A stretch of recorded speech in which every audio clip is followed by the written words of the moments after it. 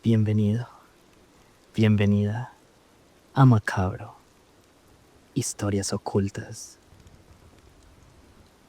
Aquí no contamos cuentos. Lo que vas a escuchar sucedió. No fue en una película ni en un libro de terror. Fue en tu mundo, en tu realidad. Y podría pasarte a ti. Si estás aquí, es porque no temes a la oscuridad. Pero te advierto, no todos los que escuchan estas historias logran dormir después. Suscríbete si te atreves y prepárate para adentrarte en lo que nunca debió ser contado.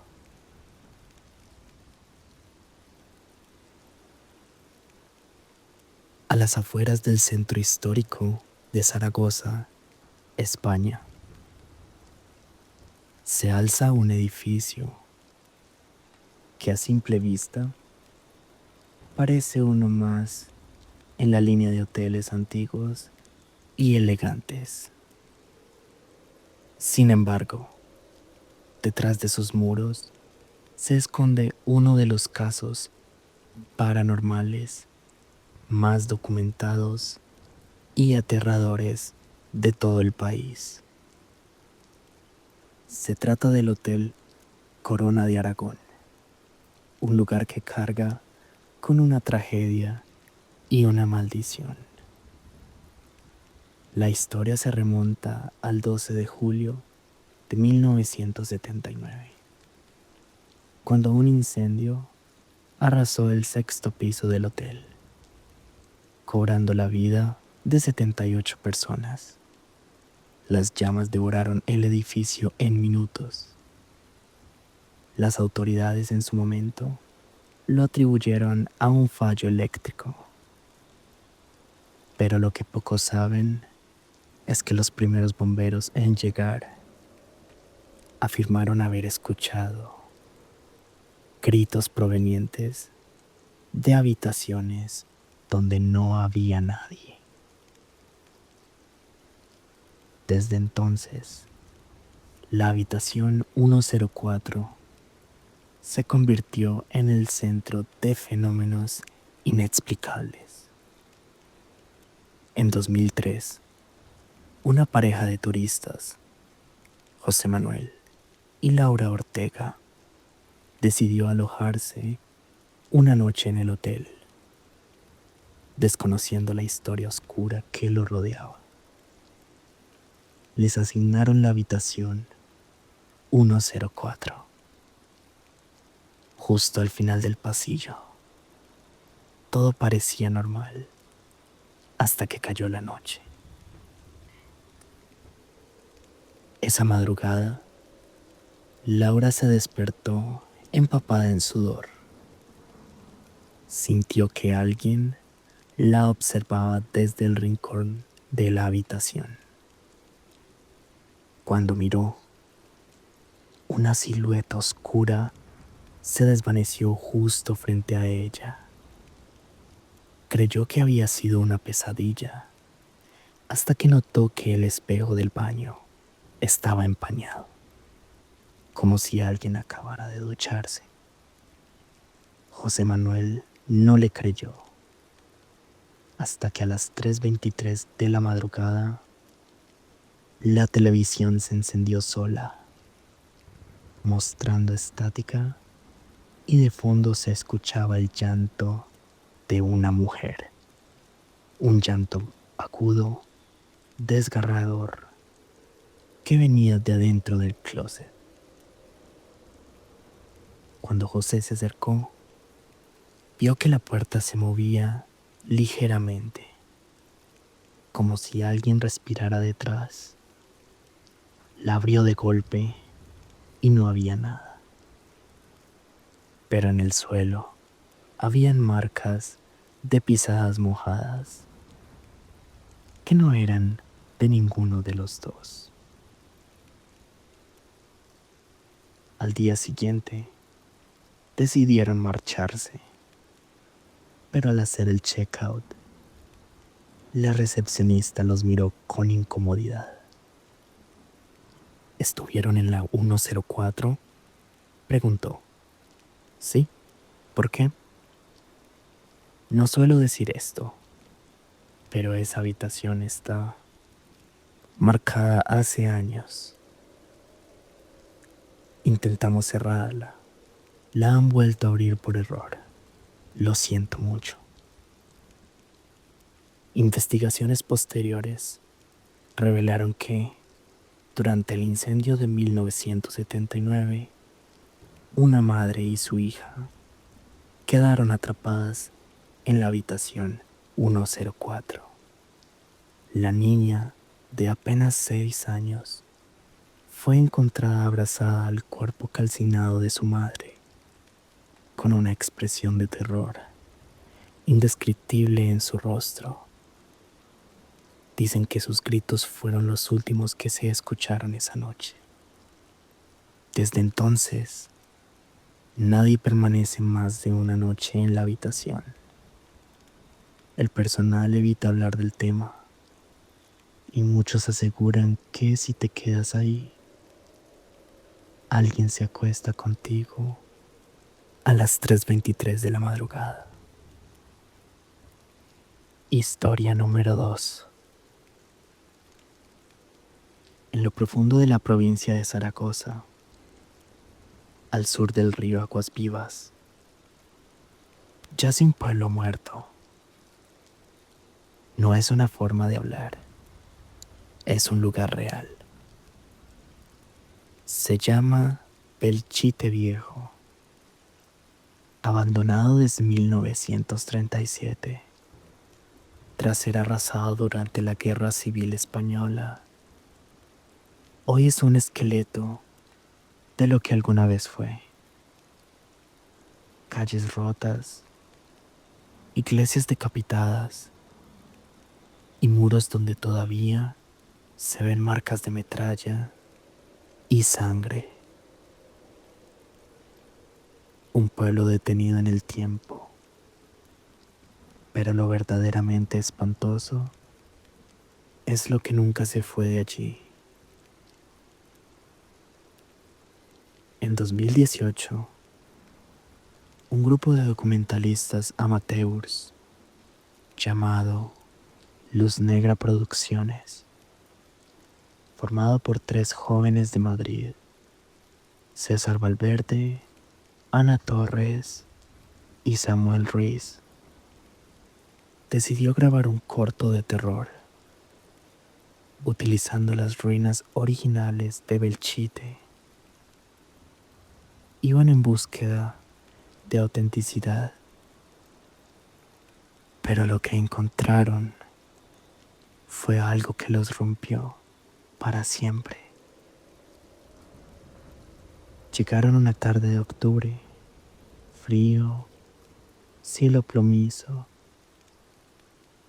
Las campanas de la iglesia de San Martín de Tours, aunque inservibles desde hacía décadas, repicaron una vez, justo cuando atravesaron el arco de entrada al pueblo. César lo grabó todo. ¿Lo oíste?, preguntó Ana, mientras se abrazaba el pecho. Es el viento, dijo Samuel. Pero el viento no dice nombres. Cuando cayó la noche, se instalaron en lo que quedaba del antiguo convento. Las cámaras empezaron a fallar. Las baterías, completamente cargadas, se vaciaban en minutos. Y entonces lo escucharon. Una voz masculina entre las piedras, diciendo con claridad: aquí sigo.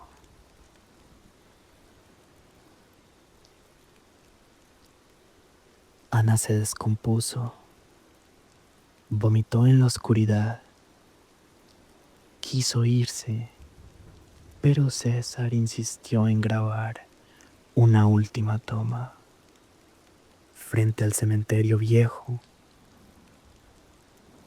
donde según registros históricos fueron enterrados más de 300 cuerpos sin identificar, muchos sin ataúd, sin nombre y sin cruz. Activaron la cámara, Samuel, sujetando la luz, apuntó al portón herrumbroso. De repente, la puerta del cementerio se abrió sola, sin viento, sin nadie cerca.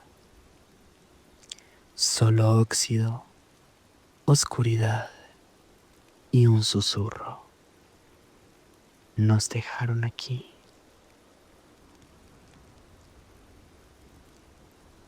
Samuel soltó la linterna. La cámara cayó de frente al suelo, pero siguió grabando.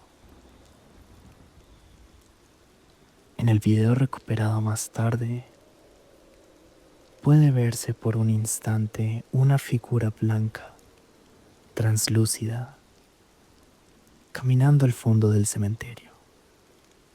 No se ve el rostro, pero se escuchan lamentos.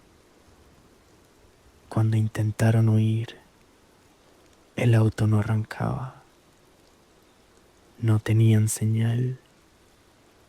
Y entonces sucedió lo peor. Ana desapareció. La buscaron durante horas. Entre los escombros, gritaron su nombre. Nunca contestó. Hasta que César entró al campanario, medio derrumbado, guiado por algo que no sabía explicar. La encontró de pie, frente al altar, con los ojos abiertos, pero completamente en blanco. Sus labios se movían, pero no hablaba en español. Murmuraba en latín antiguo. Ana no recuerda nada de esa noche, pero desde entonces, todos los años, el 12 de octubre a las 3 a.m., recibe una llamada de un número desconocido. Nadie habla, solo se oye un murmullo y al fondo, como si viniera desde debajo de la tierra, una campana que suena una sola vez. Historia número 3. En un rincón olvidado de la provincia de Almería, existe un pequeño pueblo al que pocos se atreven a entrar después del atardecer. Su nombre es Azulete, y aunque aparece en los mapas, no encontrarás casi información en Google ni señales en la carretera. Los pocos que aún viven cerca lo evitan. Dicen que ese pueblo no está maldito, está sellado. La historia comienza en abril de 1992, cuando una joven antropóloga llamada Rebeca Muñoz decidió realizar una expedición a Azulete como parte de un estudio sobre arquitectura religiosa en zonas rurales abandonadas. Junto a ella iban su compañero de investigación, Víctor Ballesteros, y un joven fotógrafo freelance, Luis Gálvez.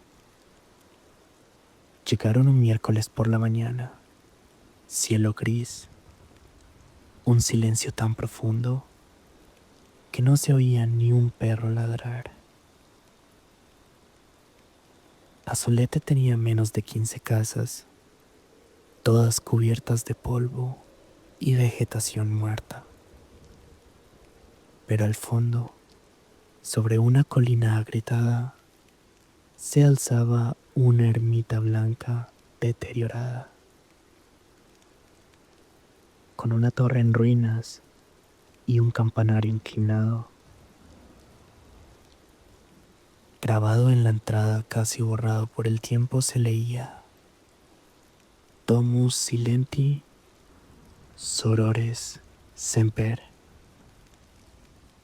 La casa del silencio, las hermanas eterno. Rebeca encontró dentro una estructura extraña, una trampilla de piedra en el suelo del altar.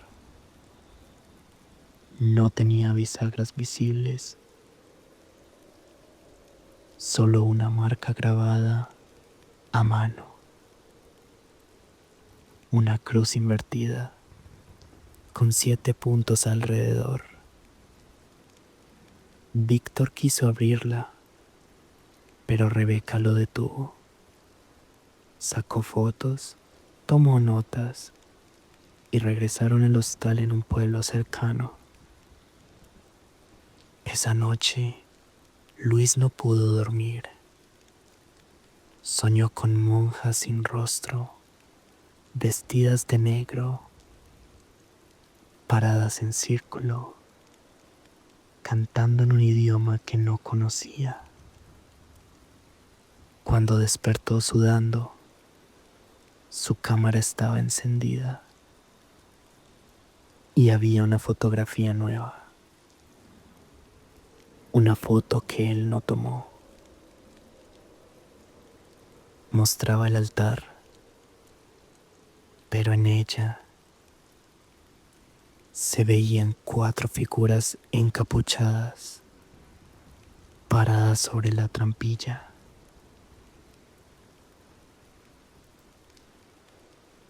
Al día siguiente, decidieron volver a la ermita para comprobarlo, pero al llegar, la trampilla estaba abierta. Bajaron lentamente con linternas. El aire era denso, pútrido.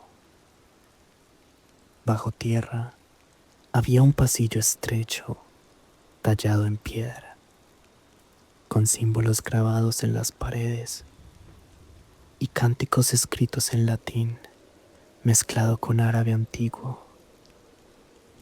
Al final del túnel, encontraron una sala circular, con un altar cubierto de cera negra derretida y 7 cadáveres sentados en bancos de piedra. Todos vestían hábitos de monja y todos tenían los ojos abiertos, completamente secos, pero con pupilas aún visibles. Rebeca intentó acercarse, pero Luis gritó. Desde el túnel se escuchaban pasos lentos, decididos. Alguien más estaba allí. Apagaron las linternas, contuvieron la apagaron las linternas, contuvieron la respiración. Y entonces,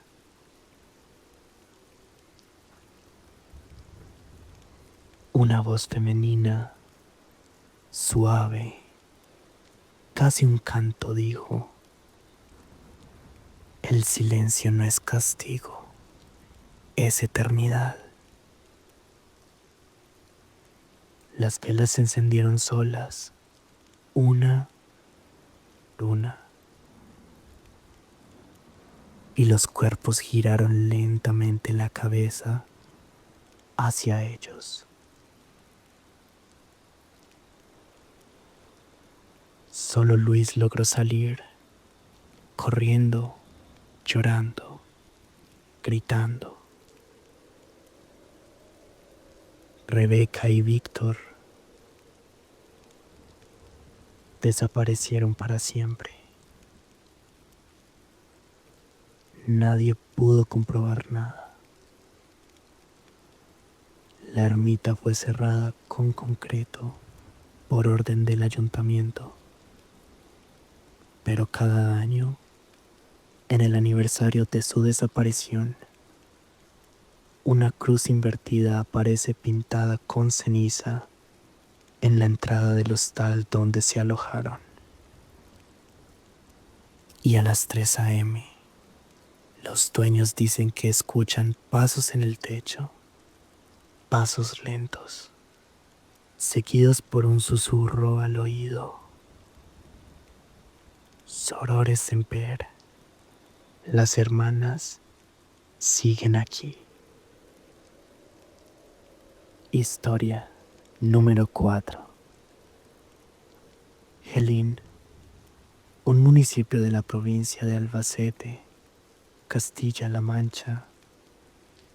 A mediados del año 1997, la central de emergencias de la Guardia Civil recibió una serie de llamadas extrañas desde un internado abandonado en las afueras del pueblo, el Colegio San Juan de la Cruz.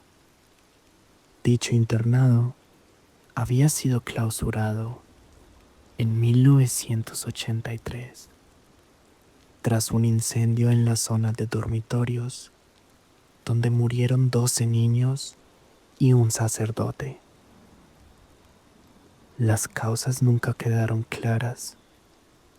Los vecinos juraban que, desde entonces, por las noches, se escuchaban gritos de niños dentro del edificio, aunque estaba completamente sellado. Un oficial retirado, José Luis Abarca, decidió reabrir el expediente por cuenta propia. Obsesionado con los rumores, tenía una teoría: que el fuego fue provocado por un rito de castigo liderado por el propio sacerdote. Y para comprobarlo, en febrero de 1997, se coló en el edificio con una vieja grabadora de cassette y comenzó a grabar durante la noche. Dejó el equipo oculto entre los restos del altar de la capilla y se marchó. Regresó al día siguiente. La grabadora aún estaba encendida. Cuando reprodujo la cinta solo duraba 23 minutos, pero la dejó grabando durante 9 horas. El audio fue analizado. Aquí lo que contenía, según la transcripción extraoficial conocida como Expediente 77. Minuto 1:12. Ruidos de pasos, pero no humanos, arrastrados, desordenados. Minuto 3:45. Voz infantil llorando. Dice: no quiero más fuego, Padre. No quiero más fuego. Minuto 7:03. Cántico en latín, distorsionado, grabado como si viniera desde abajo del altar. Minuto 10:29. Voz profunda masculina, inhumana. Quemad lo que aún respira, el alma no se apaga. Minuto 13. Silencio total. Luego un golpe seco. Minuto 14:17. El sonido de una respiración al lado del micrófono, muy cerca, seguido de una frase. Tú también viniste a quedarte. Minuto 22:59. Una voz grita: mamá, y la cinta se corta.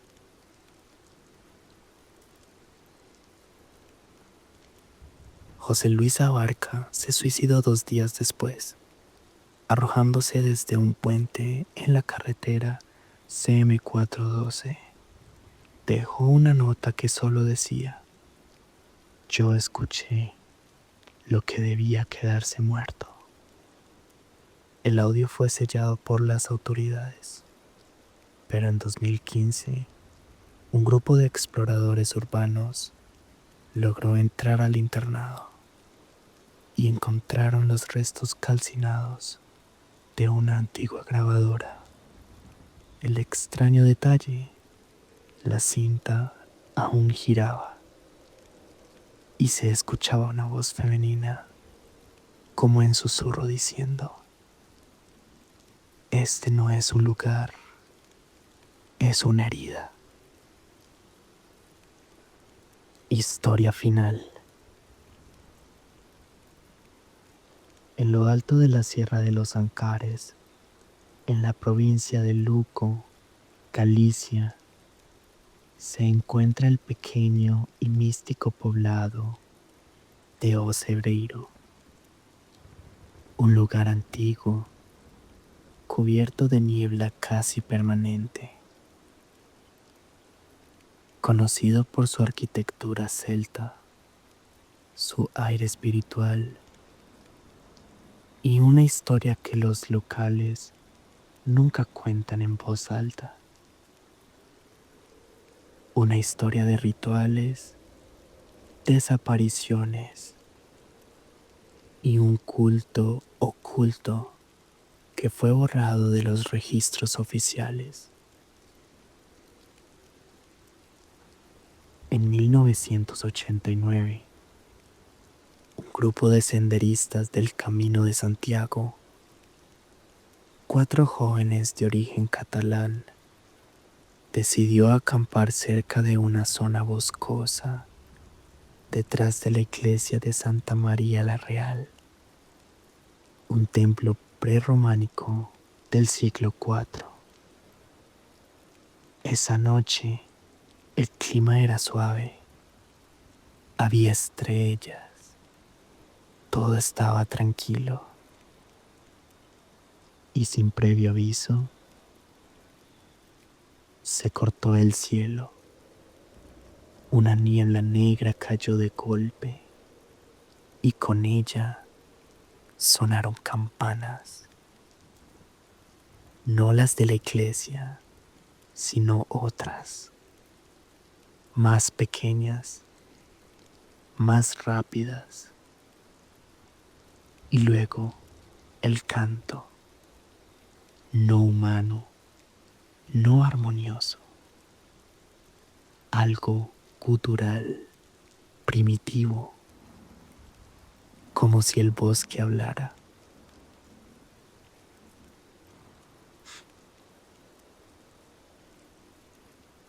A la mañana siguiente, solo uno de ellos apareció en el pueblo: Marc Jordana, desorientado, ensangrentado, sin zapatos.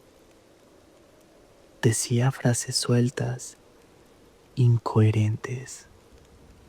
Repetía: las mujeres de piedra nos llamaron, nos encerraron. Las autoridades lo ingresaron a un hospital psiquiátrico en Lugo, donde aún hoy permanece, mudo, con la mirada fija, dibujando círculos con 7 cruces sobre papel. Las cruces están incompletas, siempre rotas. Lo que vino después fue aún más perturbador. Un cura local, el padre José Piñeiro, se obsesionó con la historia, investigando antiguos textos en gallego medieval. Descubrió una leyenda prohibida: el aquelarre de las 7 Irmas, 7 hermanas, 7 mujeres que en el siglo VIII fueron acusadas de brujería y quemadas vivas en lo alto del monte que rodea Ocebreiro. Pero no murieron gritando, murieron cantando. Antes de arder, juraron regresar cada 33 años durante la noche de luna negra para recoger sangre joven para su eternidad. La última luna negra de ese ciclo fue exactamente en 1989, la noche en que los senderistas desaparecieron.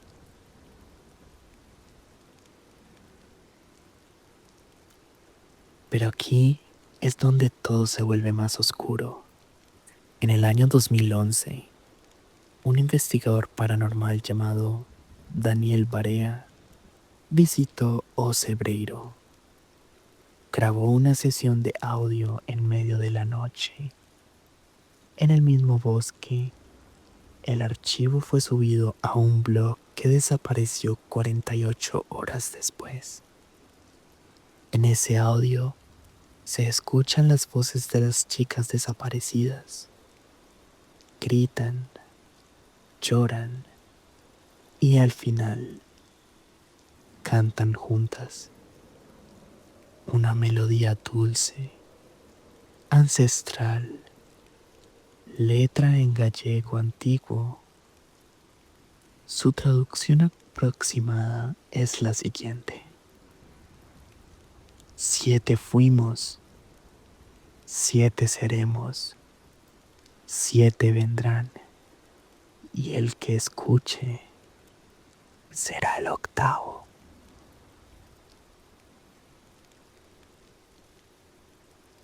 Desde entonces, cada 33 años, alguien desaparece en Ocebreiro.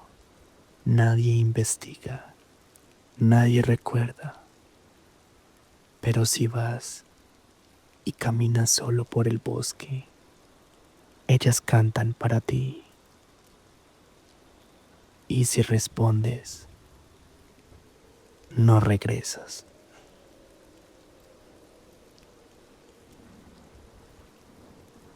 Hoy te contamos 5 historias, pero la oscuridad siempre tiene una más.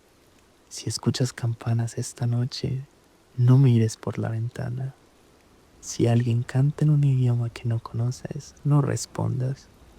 Y si te atreves a seguir escuchando lo que nadie más quiere contar, suscríbete. Pero recuerda, aquí no vienes a entretenerte, vienes a prender la luz.